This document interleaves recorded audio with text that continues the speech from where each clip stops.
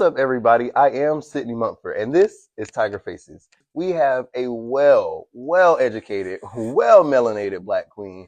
We have Grace Thomas. Welcome to the show, Grace. Hi, thank you. It's so nice to have you on the show today. For those of you that don't know, Grace and I have been friends since the summer of our freshman year.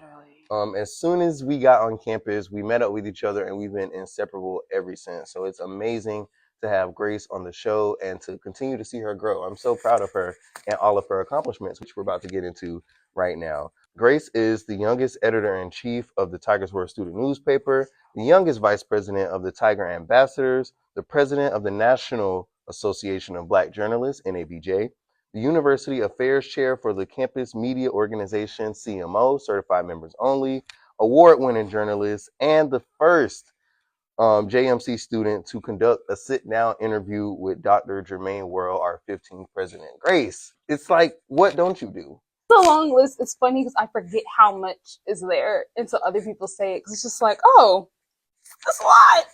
It's a lot. And this is coming from somebody who's in most of the orgs that she's in. For those of us that are just meeting Grace Thomas, who are we meeting? I would say, for those of you who just meet Grace Thomas, you're meeting a very chaotic individual. That is what I would say. Someone who, every other day, you just don't know what you can get out of me. It's either you can get a good laugh, you're going to get a good stern talking to, which is why I say chaos is just, I don't feel like people, when they hear chaos, I feel like they make it seem like it's like a negative thing. You could be chaotic and still be doing greatness. I mean, look at MLK and Malcolm X. They were chaotic individuals. They were causing up a stir, but they were doing it for a good cause. Now, am I on their level? No. But I would say Grace is a chaotic, independent, driven, and at times a very humble individual. That's what I'll say about me. As I said before in the intro, you're the youngest editor-in-chief of Tigers Roar. For those of you that don't know what Tigers Roar, that is our student-led newspaper here on campus. And you're the vice president of Tiger Ambassadors, of course. So what first sparked your passion for storytelling and your leadership? Honestly, I got to give it up to Shonda Rhimes. I was watching Scandal at an age I should have not been watching Scandal. I was tuned in. I wanted the white coat, white hat, with the Birkin bag, talking about it's handled. Originally, I didn't want to do journalism. I wanted to do script writing. I wanted to have my own TV show. I wanted to be like Tyler Perry, Shonda Rhimes level. But the reality did hit. Getting to the media field like that's not easy. And then also growing up, I always just loved writing. I loved poetry.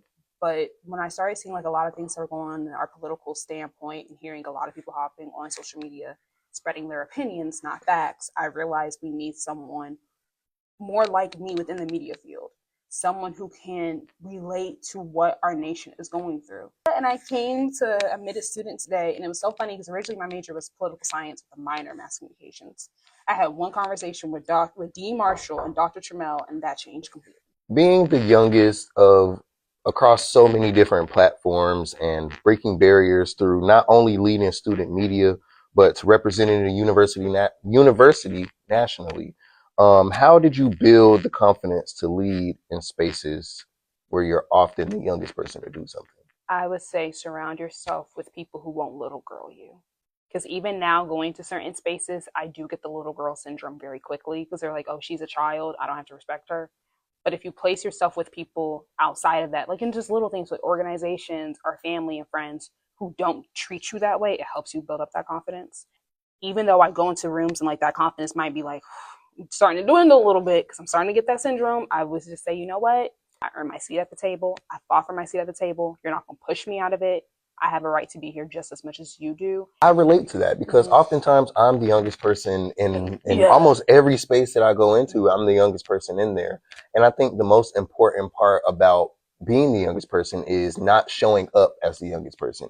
Showing up like you said, like you belong in the room, like you belong to be there, and not giving them off the impression that you were the youngest person, not showing them that you're the youngest person, but letting them guess that you're the youngest person. Because when I walk in the room, everybody don't know that I'm the youngest person in there because that's not how I show up. Thank you so much, Grace, for joining us on this episode. I wanted to tell you to your face that you're amazing. Aww. And I want you to continue to do the great things that you continue to do, continue to make the impact, continue to be the first, continue to break barriers, and to push past all of the things that people think that you can't do. So I'm gonna tell you this. I'm proud of you too, bud. Look Thank at you. you. Because Sid used to talk about wanting to do a show like this, and here he is.